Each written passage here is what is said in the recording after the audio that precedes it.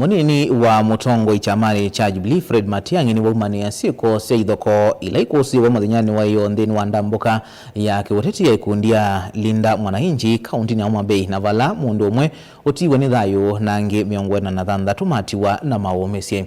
Ainena na andiki mauvo Matiang'I ni wawetakana aivo na Nthini kuona Silikali ilelete kwikithia kana kwina muo wa kuyana ila tongoi na muno maulei mena Ndambuka cia Kiuteti kinukila ukuweta kitonya kuinda nthi ya Kenya imani ya uvungulu wa muo mwaka mweu na mauvo. Kenya is much more important than any one of us. This is something we have to think and act about. Kumana na Ithokoo ila Ikusiiwe Kaundini Muthenyani wa Iyoo ila Tongoi Ikundi ya Mwananchi Matiwa Ndambuka ya Kiuteti Kaundini su Munini wa Mutongoi Kyamani cha Jubilee Fred Matiang'I Niwaumania Syiko isu aiwetaka na Silikali tathi na umanyiwa karene kukusiwa Ithokoo ndiye makosa matambia makutumania muo. How do we go to an election in that kind of environment?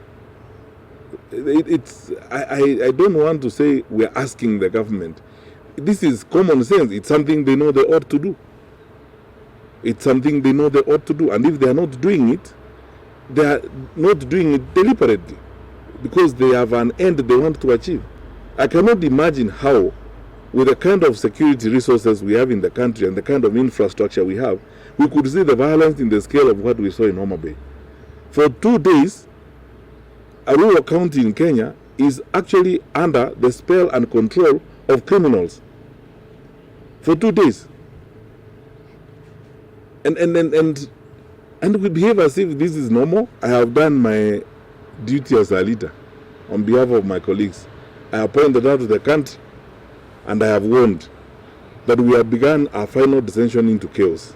Matiang'I ainena na andiki mauvo maofisini ma chama cha Jubilee ni wawetakana ni Nthini muno kuona Silikali yetekete ute na kunenga mwanya mbulili kumana masia enendi na tongoi alame uvinga Silikali. The government has chosen that. That's why it's happening.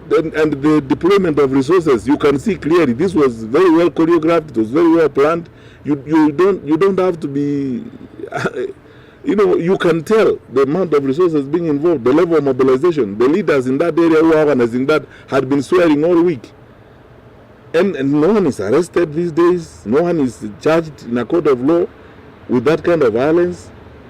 The level of impunity has gone to new levels. Matiang'I yengi wetaka na juu vinane vikie kwa tongoi mangaliko ya Kiuteti ya ulei kukwatana na ulumu na kuikiria kana unyuvani wa mwaka watwathi wa 2017 ni maitema ovendo kuu Tongoi vanthi ya Kenya.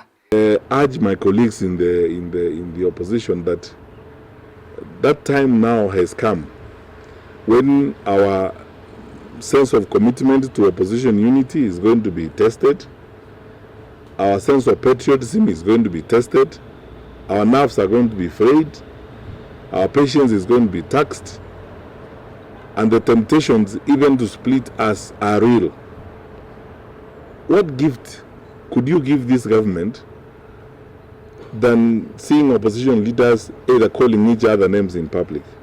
We as Jubilee are determined to stay in this for the long haul.